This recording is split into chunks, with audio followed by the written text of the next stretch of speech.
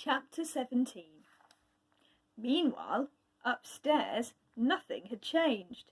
Louis's bedroom door was still immovable. "Help me push," he begged Abby, but Abby wouldn't. Whatever Iffin was, she thought, green magic, illusion, dappled prowler of unknown pages, he was, most of all, a creature that shouldn't be pushed. "Leave him," she told Louis. "Let him go when he's ready. Come down to the kitchen with Esme and me."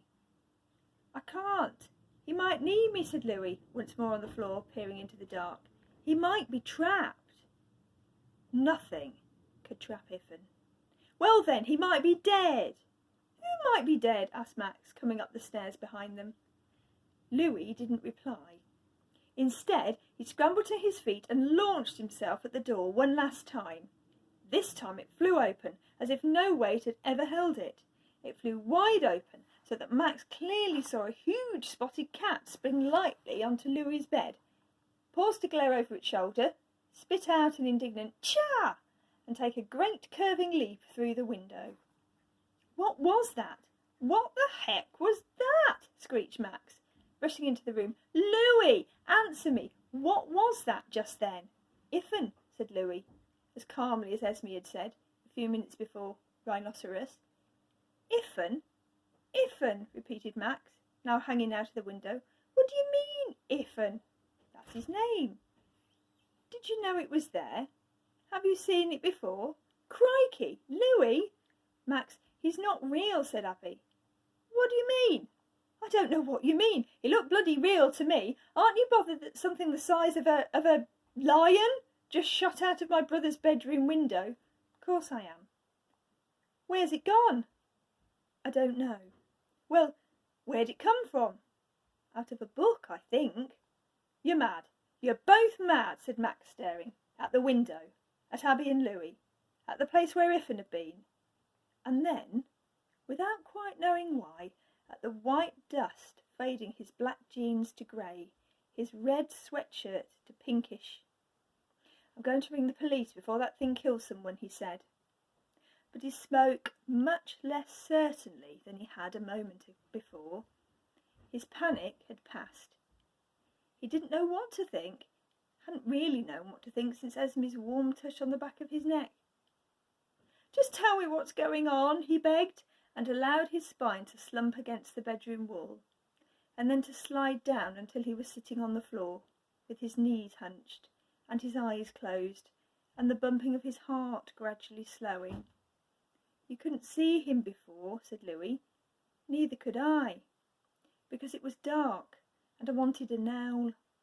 I could see his ears, but nowls have them too sometimes. Ask Abby.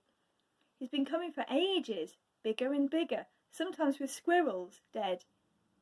Louis stopped and looked expectantly at Max, as if to say, "I have explained everything. Be pleased." Max banged his head against the wall to see if he was in the middle of a mad, jumbled nightmare, but he didn't wake up into a fresh, sane world, so he knew he wasn't. He could smell crushed ivy. The window was still open. He had been to a place where Esme said there were rhinoceroses, and there were definitely bison, and whatever was chasing them. He knew because he'd seen them himself. He was covered in incomprehensible white dust. He closed his eyes again. Abby was talking. A balsa wood raft on the Pacific Ocean, an attic in Amsterdam, and horse chestnut leaves, the lurch of the bus. She was talking about books. Usually she just read them and never said a word, but now she was saying really weird things about books and a blizzard. Max opened his eyes and looked at her. "It was like a dream," she said. "One moment I was here in the house, the next I was there. I know it's impossible. It doesn't happen always. You have to be reading." Abby paused and glanced at Max, expecting to be called insane, but his eyes were looking at her almost as if he understood. "You have to be reading, deeply, with all of you," she said. "You know, how you read so everything else goes away." Max nodded. "On the raft I slipped and dropped my book and a wave splashed over it. It's still a bit damp. It tastes of salt. Later, there was white sand, hot white sand, and I picked up a shell. Another time it happened when I was just looking at a picture. Yes, said Max. You're there, in the book world, and then, without choosing, you're not. You hear a voice, and it calls you back. You call me back from the bus, Max. Louis called me out of the blizzard. Esme called me, said Max. From, I don't know what from. She said 30,000 years. Max still couldn't make any sense of those 30,000 years. It's happened to you too? Asked Abby, and was surprised at the sudden jealousy that hit her. Yet another private world to be shared. Just now, Max said, and described the racing herd, the cricket screeching valley with the white chalk cliffs, the dust that had billowed. He said, Look, I'm still covered, and showed them. And he was. I'll show you Abby's shell, said Louis suddenly.